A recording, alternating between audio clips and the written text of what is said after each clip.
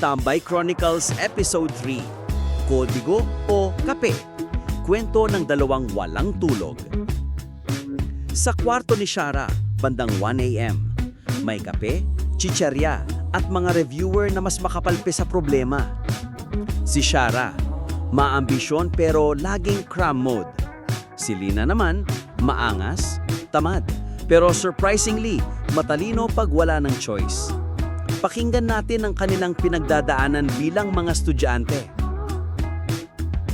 Girl, di na ako natutulog. Para akong laptop na laging naka-on. Pero luma na, naglalag.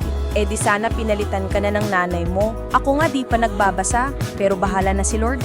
May instinct ako, baka working pa. Instinct mo? Yun ba yung ginamit mo last quiz? Yung sagot mong Jose Rizal sa tanong na anong formula ng velocity? Eh kasi pareho silang fast. Di ba si Rizal mabilis tumakbo sa history? Girl, di ka lang wrong. You're historically confused. Lina, minsan gusto ko na lang mag-quit. Parang wala nang silbi tong lahat. Kahit anong effort ko, lagi pa rin akong kulang. Hoy, wag kang ganyan. Alam mo, kahit ganyan tayo, zombie mode, eye bags na kasing lalim ng utang sa tindahan, may laban pa rin. Kasi tandaan mo girl ha, hindi lang ikaw ang nahihirapan.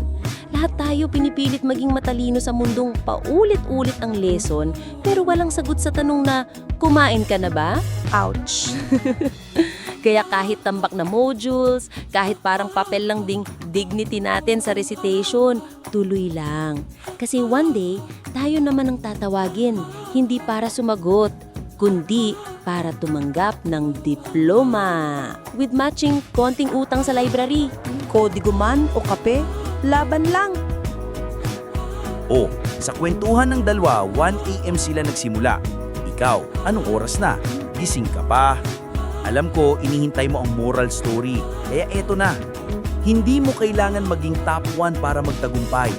Minsan, sapat na yung hindi ka bumagsak habang hawak ang ballpen na pinahiram lang.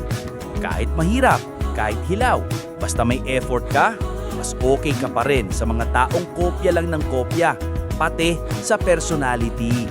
King ina!